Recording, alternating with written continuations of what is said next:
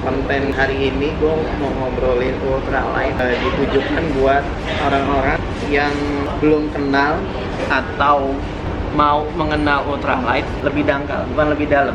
Karena karena gue pengen ngangkat bahwa ultralight ini adalah satu konsep pendakian. Mungkin ada teman-teman di luar sana yang baru tahu ultralight, baru mau nyoba ultralight, baru ngeliat, wah kayaknya enak nih jalan cuman bawa tas kecil doang dan ringan. Itu sebenarnya biar di luar sana yang melihat ultralight nggak safety, nggak bisa dipakai gunung manapun, bahaya. Sebenarnya gue mau ngangkat itu. Gue mau tahu sejak kapan lo ngadminin atau lo megang mengelola grup Indonesian Ultralight Backpacking. Itu tahun berapa ya? Tahun 2015 ya kalau nggak salah. 2015 itu jadi admin. Yang bikin? Yang bikin itu ada anak Makassar, si Ahsan ya. Nah, waktu 2014 gue itu ke Latimojong kan. Latimojong ketemu sama dia, jadi sempat kenal lah. Pulang dari Latimojong itu kan lumayan aktif kan di UB kan. Akhirnya si Hasan ini pengen ada yang lebih aktif dan bisa memanage grup. Dia nunjuk gue jadi admin, sama satu lagi si Kifli kan temannya. Nah si Kifli sama Hasan ini gue udah pernah ketemu. 2014 itu lo emang masih konvensional apa udah setengah ultralight? Itu gue masih pakai boots, masih pakai Osprey Kestrel itu yang gue tuh pertama kali tuh start mulai tahu ultralight itu 2013 sih sebenarnya. 2013. Jadi gue itu ada open trip, tapi yang ngikut itu ada 2 7 summiter gitu. Oke. Jadi dua orang 7 summiter. 2 orang 7 summiter Indonesia. Itu si Frans sama Ian. Siap. Dan ada juga 7 summiter gunung Indonesia apa dunia? Luar. Dunia kan? Dunia. Soalnya ada 2 nih versi yang Indonesia. Indonesia mah udah biasa lah. Ya. Ini luar biasa gitu. Luar biasa. Walaupun Indonesia udah itu di perjuangan yang luar biasa, cuman kalau udah 7 summiter dunia, kalau menurut gue tuh udah udah di levelnya udah beda lah. 2013 itu gue tuh naik sama legend-legendnya mountaineering Indonesia gitu loh. Ada Ian, Sofian Arifesa, ada Frans, itu 2 orang 7 summiter pertama Indonesia. Terus ada Egi, pemuncak sama Dablam pertama di Indonesia. Terus satu lagi si Bram, orangnya salah satu legend juga nih, dia meninggal kemarin di Kartens. Jadi gue tuh mendaki sama legend-legend gitu. Dan mulai dari situ gue baru ngeliat manajemen gearnya gitu, manajemen peralatan ya. Oke gini ya. Gue nanya-nanya lah, naik 7 summit bawanya apa aja sih? Om Bram almarhum itu dia ngeluarin sleeping bag down itu gede gitu loh, pas di gua gede, cuma pas di packing tuh kecil gitu. Nanya-nanya lah, terus tasnya dipakai apa aja, di peralatannya apa aja. Jadi 2013 itu salah satu pengalaman gue pertama kali mengenal apa itu barang-barang UL ya, bukan konsepnya, barang-barang UL-nya. Jadi kalau untuk konsepnya itu nanti setelah gue udah ngerti barang-barangnya, terus kan googling lah. Nah, ada yang bilang ultralight ini pindahan dari bahasan thread-nya Kaskus, sudah membahas ultralight ini di platform Kaskus Facebook group. Emang iya banyak kan rata-rata kayak ibaratnya bedol desa lah, orang-orangnya itu juga. Itu dari juga. Kaskus. Yang dari Kaskus dia pindah rumah. Karena kan memang udah Kaskus sudah mulai ditinggalkan karena teknologi forumnya sudah tidak relevan dengan teknologi yang berkembang sekarang, di mana orang dulu di Kaskus mereka harus scroll page to page buat ngebaca perbahasan ngobrol per ngobrol, dia harus tahu gitu. Ini yang bikin orang males. Terus pada pindah ada platform Facebook group yang platformnya lebih gampang, lebih mudah untuk digunakan, jadi mereka pada pindah ke Facebook gitu. Episode 2 gue ngomongin manusia super ultralight yang base weight-nya 2,9. Mungkin banyak orang di luar sana yang lu 2,9 bawa apaan, emang lu nggak makan, emang lu nggak minum. Nah itu yang mispersepsi antara lo bawaan total sama base weight peralatan lo gitu. Base weight itu ya tidak bisa dilepasin dari konsep ultralight gitu. Kalau misalkan tas lo konvensional, big three lo konvensional tapi baseline lo udah di bawah udah 4 kilo, ya udah ultralight berarti. Biarpun barang-barang lo belum termasuk brand-brand yang mengeluarkan atau konsentrasi barang-barangnya dia di ultralight, ya itu konsep ultralight. Nah, gue pengen nanya, base weight, keterkaitan banget base weight dan ultralight. Ya, karena intinya dari konsep ultralight itu adalah pembatasan base weight. Misalnya base weight itu apa? Kita dasarnya dulu ya, base weight itu adalah berat peralatan di tas gitu. Berat peralatan di tas itu mulai dari shelter, sleeping bag, segala macam, pokoknya peralatan lah Ya, tidak termasuk air, tidak termasuk bahan bakar, tidak termasuk makanan. siap.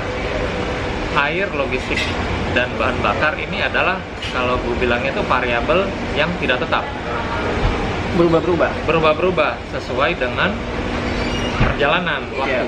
Karena nggak mungkin kan perjalanan 2 hari logistiknya sama dengan perjalanan 6 hari. Ya, Nggak mungkin, jadi beda. Jadi yang kita tekankan di base weight itu variabel tetap.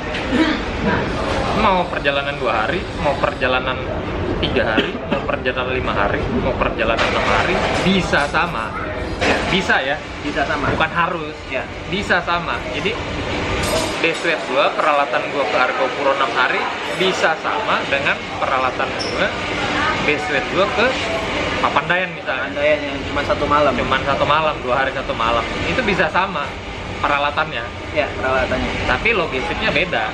Ya. Nah, makanya kenapa kita itu cuman menghitung base weight aja sebagai patokan UL.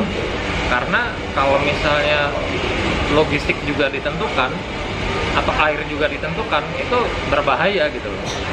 Jadi misalnya nih, gue tentukan pokoknya kalau UL itu mau perjalanan 7 hari, pokoknya total bawaan harus 7 kilo. Lah bagaimana? Jadi kan logistik aja lo mesti beda-beda gitu. Logistik untuk 6 hari kan beda. Ya, Jadi nanti takutnya kalau misalnya konsep UL itu semuanya disamakan, air apa logistik sama segala macam itu dimasukkan, jadinya orang ngakalin logistik. Nah itu nggak boleh. Logistik lu nggak boleh ngakalin. Setuju. Harus sesuai dengan kebutuhan. Jadi kebutuhan kalori berapa, kebutuhan ini apa, minumnya berapa. Jadi biarpun apa sih, kalau air, logistik dan bahan bakar itu disesuaikan dengan kebutuhan dan selera. Kebutuhan dan selera itu ya. Iya. Kebutuhan dan selera. Dan itu beda-beda orang. Ya. Nah, yang gue mention juga waktu di akhir video di episode 2 kemarin, gue bilang kalau gue nggak bisa pakai settingannya teman gue Chris itu yang cuman base weightnya 2,9, yang dia cuman pakai thermal blanket luar matas, gue nggak bisa gitu. Gue nggak bisa dan gue nggak mau ke sana. Nah itu preferensi orang masing-masing gitu. Preferensi orang buat settingan bawaannya beda-beda, nggak bisa disamain. Apa yang dia pilih, ya lakukan gitu. Kita nggak komplain lo terlalu enteng, lo bahaya. Ya selama dia nyaman, tahu kapasitas dia, settingannya harus seperti apa, nggak ada masalah. Sedikit gue nambahin, kalau base weight itu gue bisa bilang sesuatu barang yang tidak berubah dari start pendakian sampai pulang lagi. Ya gitu, segitu aja gitu. Kalau misalkan logistik pasti berubah, lebih berat logistik ketika kita naik daripada kita turun.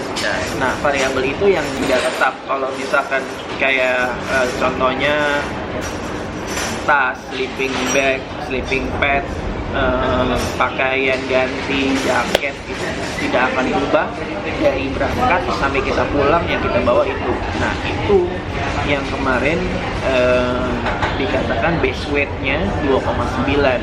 Jadi kalau misalkan 2,9 dianggapnya sudah termasuk air, makanan, salah. Itu bukan termasuk logistik, bahan bakar dan air minum. Bawaannya mungkin sama konvensional sama-sama. Misalkan total ultralight hiking bawaannya sama sama konvensional 10 kilo, ultralight, 10 kilo konvensional. 4 kilo kita itu diisi sama base weight, sisanya yang 6 kilo sama logistik, bahan bakar dan air minum. 6 kilo logistik itu buat berapa orang gitu? Itu dia.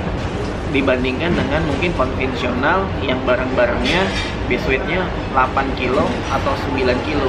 2 kilonya mungkin logistik air.